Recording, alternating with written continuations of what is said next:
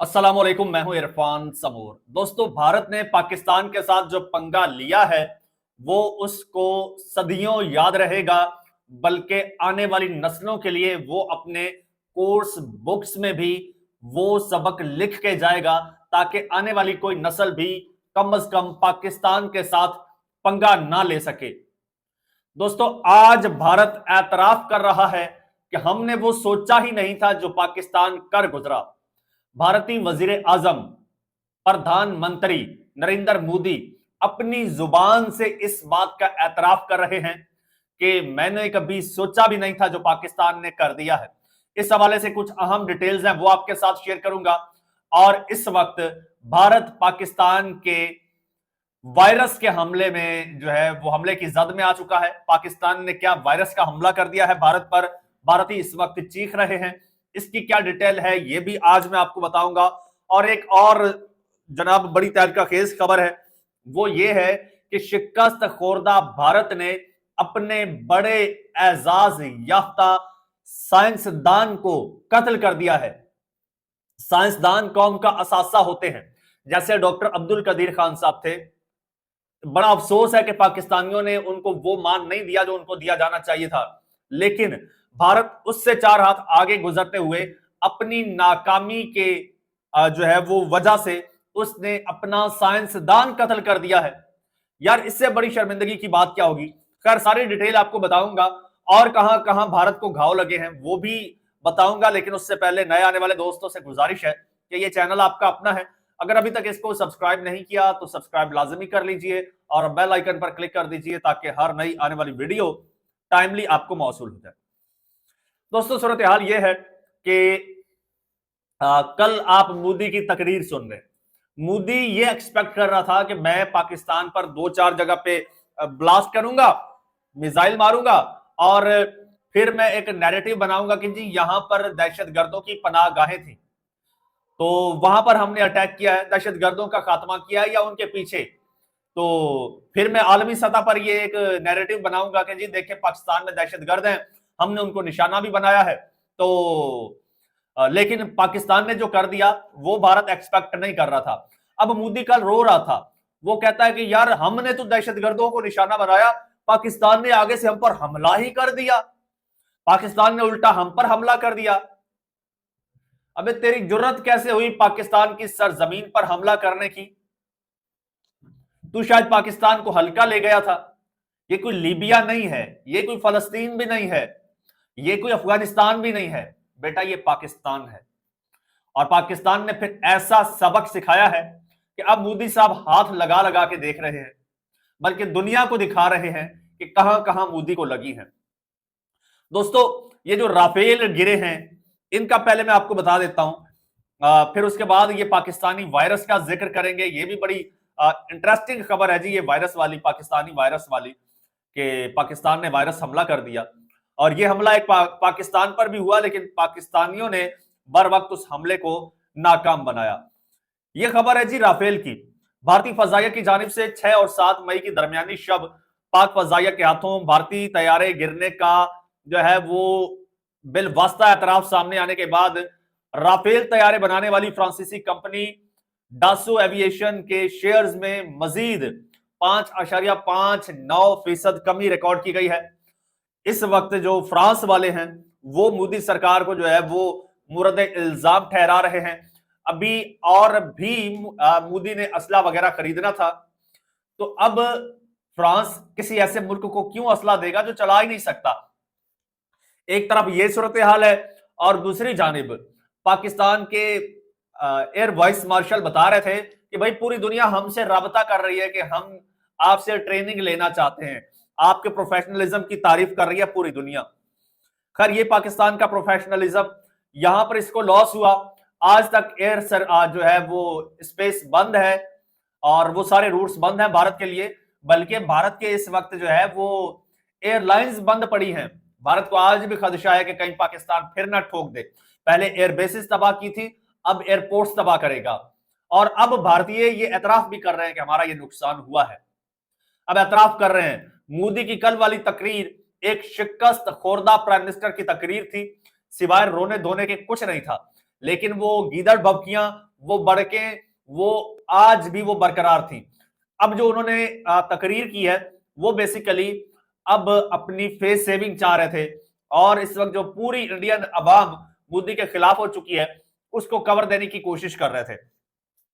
दूसरी जानिब सीन ये हुआ है कि ये खबर मंसूर अली खान साहब जो हैं उन्होंने ये खबर शेयर की है। उन्होंने कहा है कि जी इंडिया पर अब वायरस का हमला हो गया है, जैसे इंडियंस जिसमें पाकिस्तान को मुर्द इल्जाम ठहरा रहे हैं, और यह हमला बड़ा जानलेवा हमला है भारत के लिए।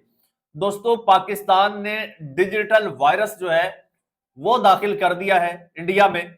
अब हो ये रहा है कि पाकिस्तानी हैकर्स एक्टिव हो चुके हैं और उन्होंने भारत की कई वेबसाइट्स हैक कर ली हैं। इवन भारतीय जनता पार्टी यानी कि मोदी की रूलिंग पार्टी, उसकी वेबसाइट हैक की गई भारत में, हैक करके उसका तमाम तर डाटा डिलीट कर दिया गया है। और बहुत सारे इस तरह के साइबर हमले पाकिस्तान ने किए हैं और ये हमले भारत के लिए जानलेवा साबित हुए हैं। ये S-400 से ज्यादा बड़ा नुकसान ये साइबर हमले ने भारत को पहुंचाया है। इस वक्त भारतीय चीख चला रहे हैं, कैंपेन चला रहे हैं कि खुदारा किसी लिंक पर क्लिक मत कीजिएगा। अब ये भारत ने पाकिस्तान के जो 8000 एक्स अकाउंट्स ब्लॉक करने की सिफारिश की थी, जो यूट्यूब चैनल्स ब्लॉक कर रहा था भारत, इंस्टाग्राम आईडीज ब्लॉक कर रहा था, ये दो इसके रीजन थे। एक तो ये पाकिस्तान के नैरेटिव से डरता था, अब ये डरता था कि कहीं वो सच जो मैं अपनी आवाम से छुपा रहा हूं कहीं पाकिस्तान के रास्ते मेरी आवाम तक ना पहुंच जाए, इसलिए इंफॉर्मेशन की एक्सेस अपनी आवाम के लिए बंद कर दो। पाकिस्तान को तो कोई नुकसान इसका नहीं हुआ ना, लॉस तो इनका अपना हुआ। इनकी तरफ जो है वो जो इंफॉर्मेशन का फ्लो था वो रुक गया। अच्छा, अब भारतीय इस वक्त चीख चिल्ला रहे हैं कि भाई खुदारा पाकिस्तान ने वायरस से हमला कर दिया है और अब पाकिस्तान ने वायरस छोड़ दिया है भारत में, और ये डिजिटल डिवाइसेस जितने भी गैजेट्स हैं वो अनसेफ है। ये भारत क्लेम कर रहा है कि जनाब पाकिस्तान ने अब वो सारा हमारा डाटा खींच लेगा, डाटा हमारा जो है वो चोरी हो जाएगा, डाटा निकाल लेगा, लिहाजा अवेयरनेस कैंपेन चला रहे हैं कि इससे बचिए। ये इस वक्त एक तरफ सूरत हाल बनी हुई है।